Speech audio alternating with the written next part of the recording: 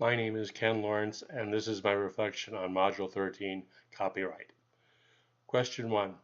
After reviewing the copyright and fair use websites, which areas surprised you the most as breaking copyright laws or not meeting the fair use criteria? The ones that surprised me the most include: you can only keep student projects for a short time before it is no longer fair use. You may make a copy once under emergency conditions, but if you do it again, that is a violation. If you decide you need it, you must budget for it. You cannot make copies of something even if you own it. You cannot upload files to your service so that others can use them. Question 2. What examples have you experienced where educators have broken copyright laws or fair use policies? I remember one occasion when I tried to make a backup copy of some purchased software. This was within my training as a programmer. You back up everything before you use it, but the software erased itself when I tried to copy it. The company did not like people making copies of their software, even for backup purposes. It is not unusual to copy worksheets, but usually prohibitively expensive. It seems a little more common to plagiarize a worksheet and mimeograph it. If I read the text correctly, reading too much aloud from a copyrighted source, more than 10%, is copyright violation. Use of videotapes seems to be pretty much illegal. Showing a film more times than authorized may be a problem. That was a concern when we had movie night at our church. The contract was quite clear about this. We could only show it for the number of times we paid to show it. Even if we had it, we could not show it as much as we liked. Even after reading the article, it seems like anything you do is a copyright violation. Even quoting a book in a conversation seems like a copyright violation. Moving on to the question of whether it's a big deal. Selling bootleg copies would be a big deal, and I think most people would agree that fines and jail time are appropriate. But copyright abuse at the educational level is a bit more vague. On the one hand, school budgets cannot support this expense, so teachers are being deprived of valuable resources. And the companies are being deprived of the revenue that a lower cost would bring in. School districts are more likely to agree to a $5 fee than a $500 fee.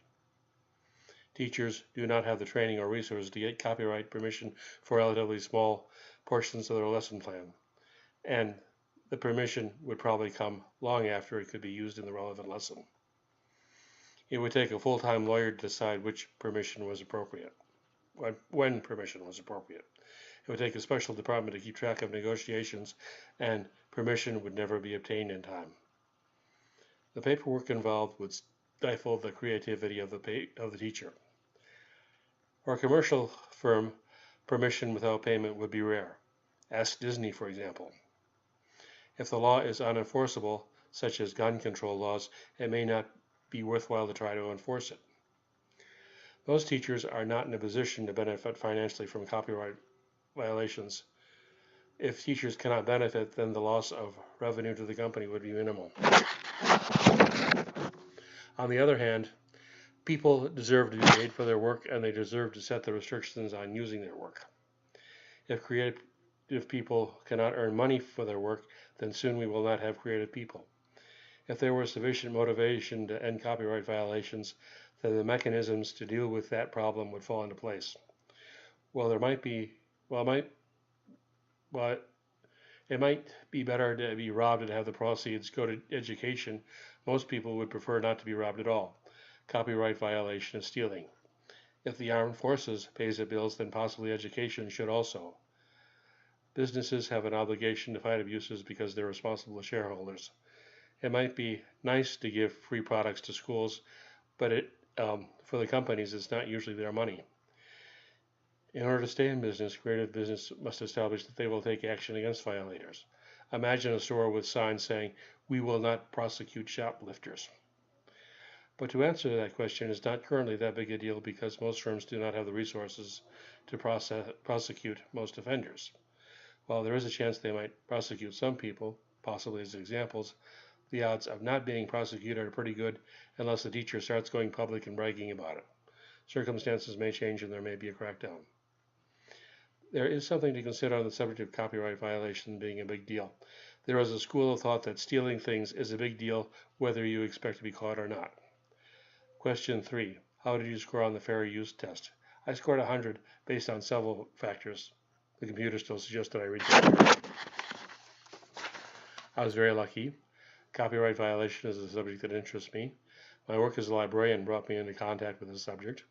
In answering the questions, I simply assumed that any hypothetical would be illegal. Question 4. What questions surprised you? It would be the ones that implied you could not back up software. That is fundamental in working with software. I was surprised by the implication that you cannot use a film as a reward for good behavior. You can only use it if it's educationally relevant. It does seem unfair that the district is responsible for actions of their employees, but I'm old enough to know this is the way things are. Parents are also responsible for the actions of their children. I was surprised by the fact you can be in violation even if nobody benefited economically by earning money. That concludes my reflection on copyright.